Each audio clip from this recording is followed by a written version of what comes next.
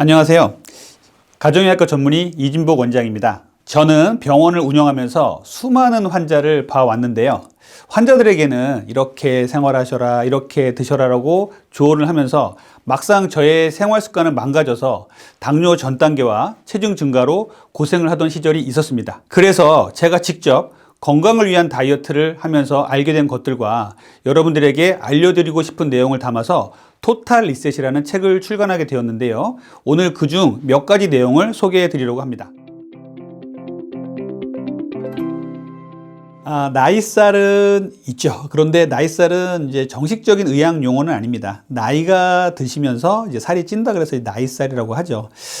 이 나이살은요, 나이가 들면 살이 조금씩 찌고 최근 비만학회에서 발간한 통계를 보니까 특히 여성에서 이 나이살에 대한 문제가 상당히 컸어요. 그래서 70, 80대로 갈수록 이 살이 많이 찌는 여성들, 노인층들이 많아서 아주 사회적인 문제로 대두가 되고 있습니다. 그러면 나이살은 나이가 들면서 저절로 찌는 거니까 그냥 두면 되는 거 아니야? 이렇게 생각할 수 있는데 절대 그렇지 않아요. 나이가 들면서 찌는 살이지만 이 나이살은 우리 건강을 심각하게 위협할 수가 있어요. 특히 나이살 중에서도 이 뱃살, 배가 나오는 이 나이살은 상당히 안 좋은 이 건강상의 문제를 일으키죠. 그래서 이 나이가 들어도 살이 찌는 것을 그냥 자연스럽게 바라보지 마시고 적극적으로 다이어트를 해서 건강을 지키려는 노력을 해 주셔야 됩니다. 나이가 들면서 특히 여성분들 이제 폐경기 지나면서 이런 말씀들 많이 하세요. 내가 이렇게까지 운동하고 먹는 걸 조절했으면은 20대 때 미스 코리아 대회 나갔을 거야. 이런 말씀 하세요. 그 정도로 이제 폐경기 전후가 돼서 살을 빼기가 그렇게 힘들어요. 그런데 그러면 왜 이렇게 나이가 들었을 때는 살이 빠지지 않을까? 이런 고민을 하게 되죠. 그 원인을 말씀드릴게요. 첫 번째는 성호르몬의 감소입니다. 자, 여성은 에스트로겐, 남성은 테스토스테론이라는 성호르몬이 있죠. 여성을 여성답게, 남성을 남성답게 만들어주는 이 호르몬들이 나이가 들면서 점점 떨어져요. 그래서 남자들은요, 가랑비에 옷 젖듯이 천천히 떨어집니다. 천천히 떨어져서 이제 천천히 이제 여러 가지 문제가 생기죠. 그런데 여성들은요, 갑작스럽게 폐경을 맞잖아요. 그러다 보니까 갑작스럽게 여성 호르몬이 뚝 떨어진다고 생각을 하시죠.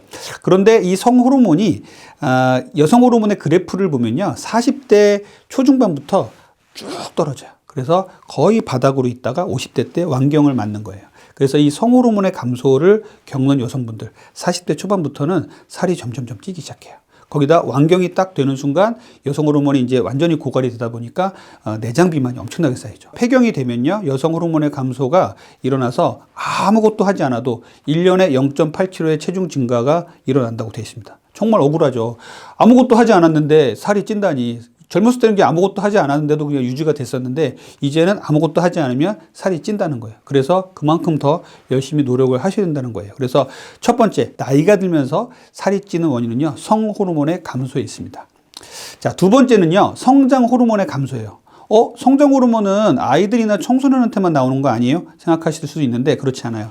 어른들도 성인들도 성장 호르몬이 나옵니다. 성인이 돼서 나오는 성장 호르몬은요, 역할이 조금 달라요. 우리 몸에 대사를 정리를 해주고요. 그리고 지방을 사지 말단으로 퍼지게 하는 역할을 합니다. 그래서 배에만 모인 지방이 아니라 사지 말단으로 지방이 적절히 퍼지게 해주는 거죠. 그러니까 성장 호르몬이 떨어지면 뱃살이 찌게 되는 것이에요.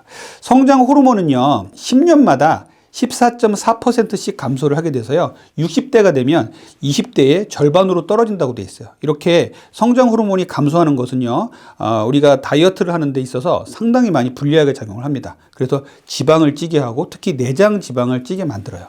이 성장 호르몬은 밤 10시에서 새벽 2시까지 가장 많이 나옵니다. 그래서 이 성장 호르몬을 잘 이용하셔야지 다이어트를 잘 될 수가 있어요. 그러면은 성장 호르몬이 잘 나오는 시간, 밤 10시부터 새벽 2시까지는 충분히 숙면을 취하셔야겠죠. 그래서 성장 호르몬의 감소는요, 우리가 나이가 들면서 살이 찌는 또 가장 큰 이유 중에 하나입니다.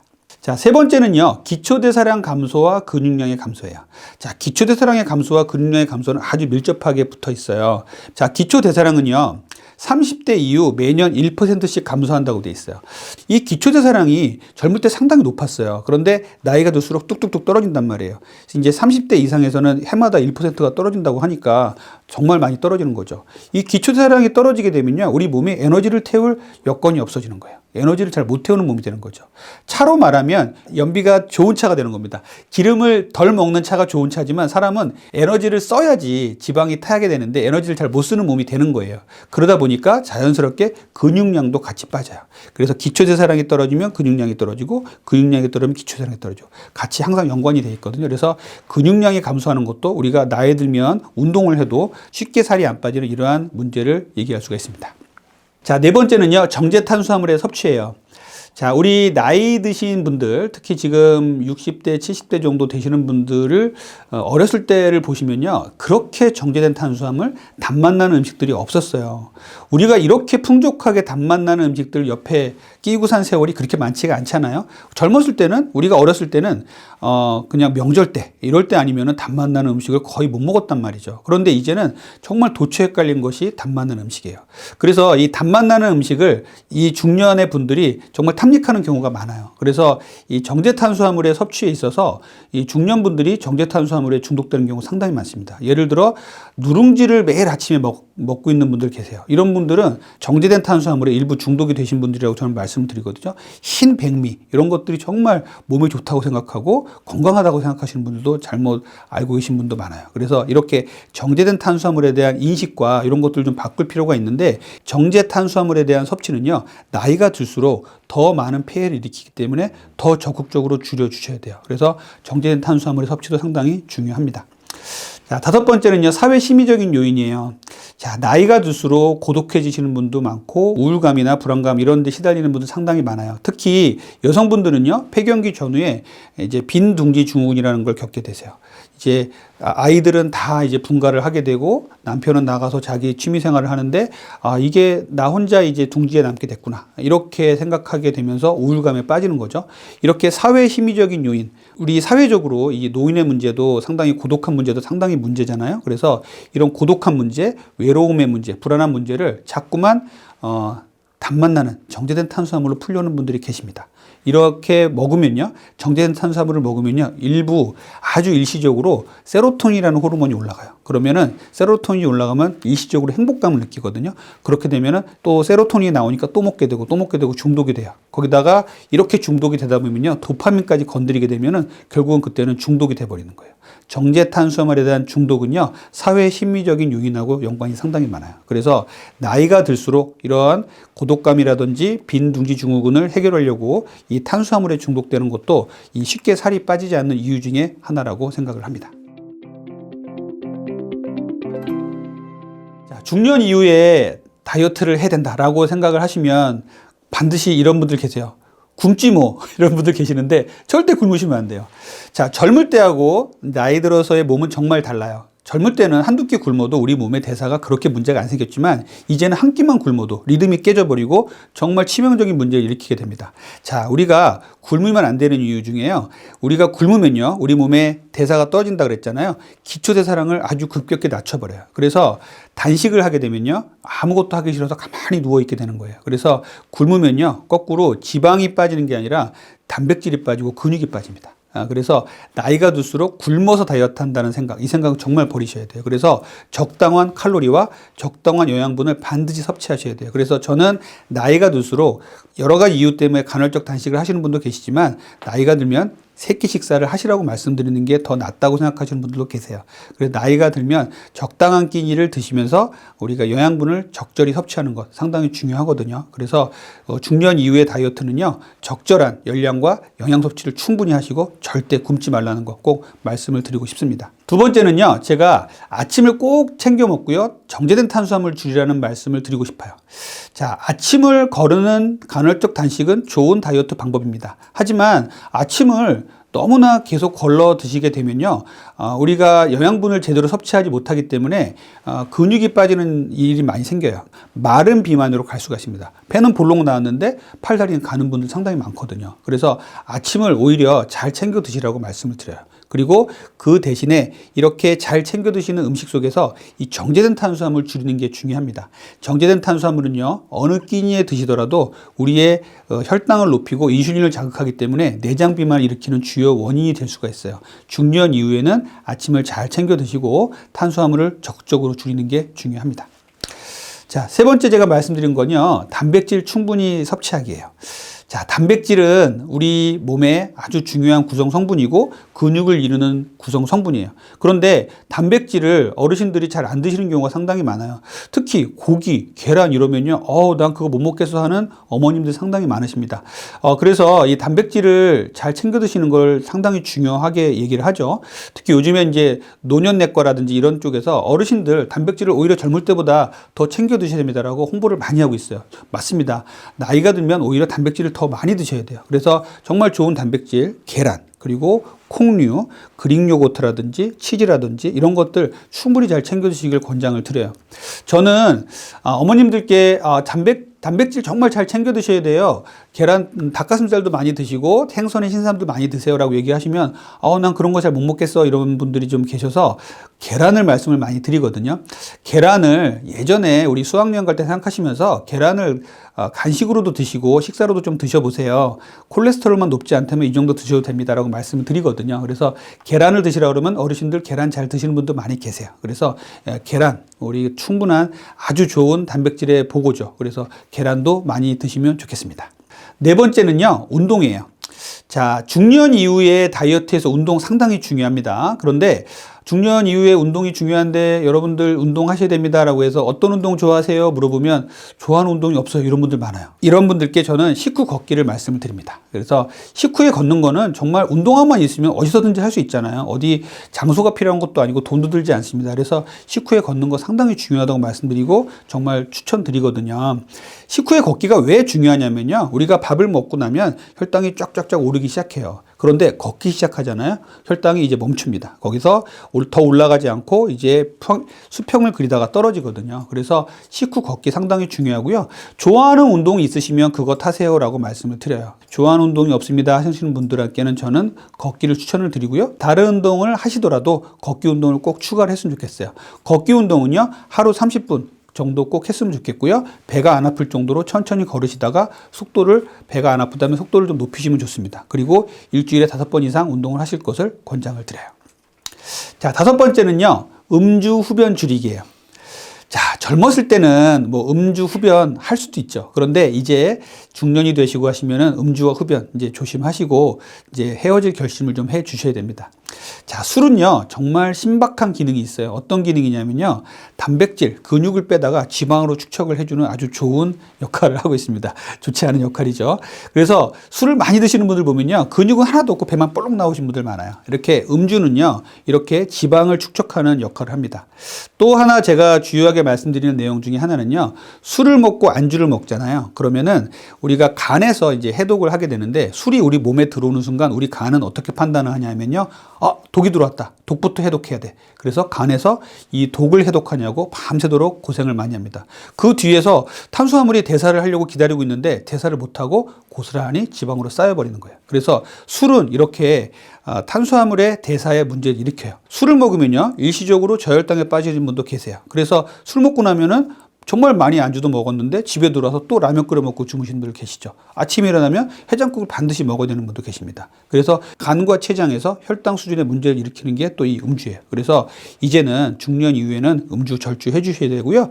음주를 꼭 이제 하셔야 된다. 그런 자리가 있죠. 그러면 사회적인 용량만 드시라고 말씀드려요. 사회적인 용량은 그 주류에 해당되는 한두 컵이라고 말씀드립니다. 소주는 소주 한두 잔.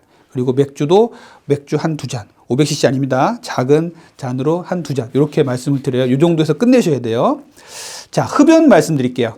저희 대학교 때 이런 얘기를 많이 했어요. 여성분들이 멋있게 담배를 피시면서 나는 다이어트를 위해서 담배를 피고 있어. 이런 분들 계셨습니다. 그러면 밥맛이 떨어져. 이런 분들 계셨는데 일부 그때는 옳다고 생각한 부분도 있었는데 제가 공부를 하다 보니까 전혀 틀린 말이에요.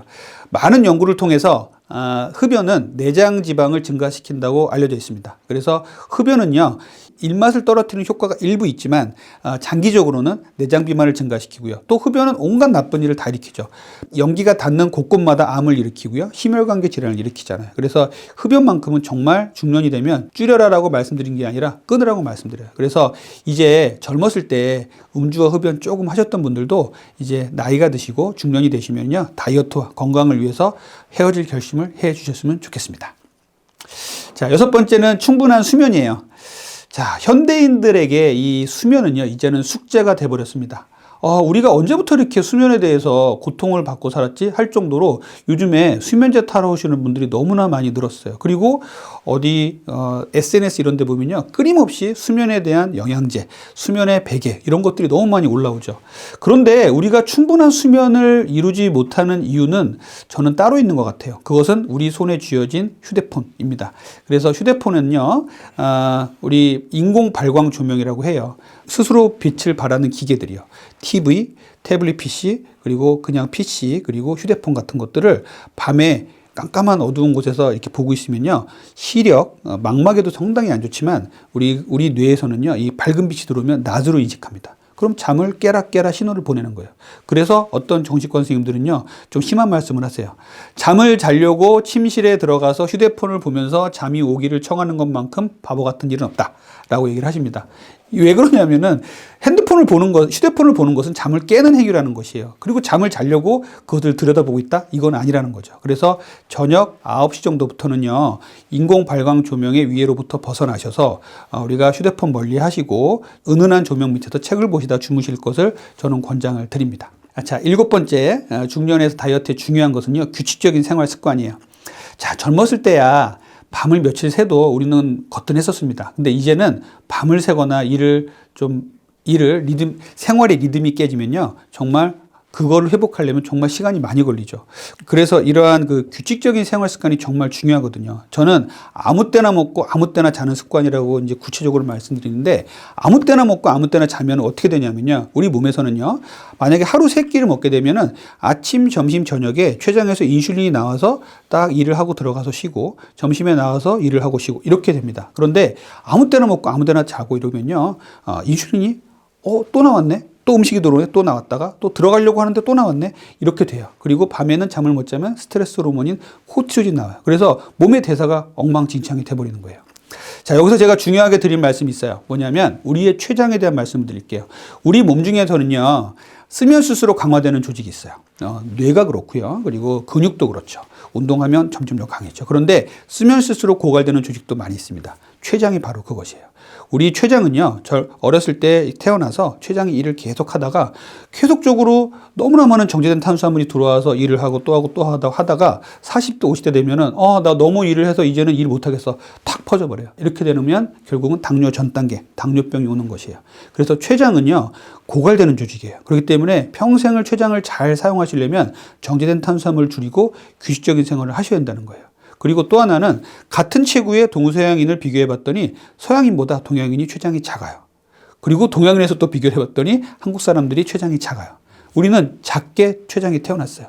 그런데 이 췌장을 놓고서 서양 사람들만큼 먹고 있는 거예요. 그러다 보면 췌장이 감당을 못하는 겁니다. 그래서 우리나라에서는요, 마른 당뇨 환자가 많고요, 당뇨 환자도 다른 나라하고 퍼센티지를 비교해 보면 상당히 많은 편이에요. 그래서 췌장은 우리 몸에서 대사에 상당히 중요한 역할을 하는데, 시간이 지나면 규칙적인 생활을 하지 못하고 아무 때나 먹고 아무 때나 자게 되면요, 췌장의 기능이 고갈된다는 것 꼭 알아주셨으면 좋겠습니다.